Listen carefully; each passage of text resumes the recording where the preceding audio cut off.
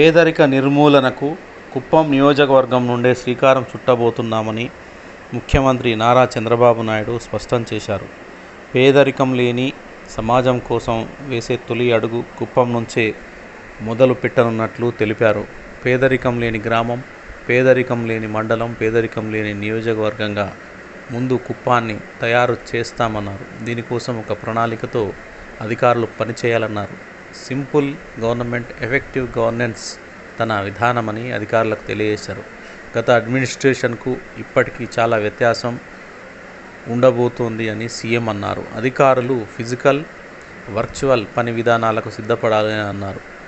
బలవంతపు జన సమీకరణతో, పెద్ద పెద్ద మీటింగులు, భారీ కాన్వాయ్లతో, సైరన్ల మోతతో హంగామాలు తన ప్రభుత్వంలో ఉండమని చెప్పారు. సాయంత్రం 6 గంటల తర్వాత సమావేశాలు వద్దని మంత్రులకు కూడా ఇప్పటికే చెప్పాను అన్నారు. అధికారులు కూడా ఫాస్ట్గా రియాక్ట్ అవ్వాలి, ఎఫెక్ట్గా కార్యక్రమాలు ఉండాలి అని సీఎం సూచించారు.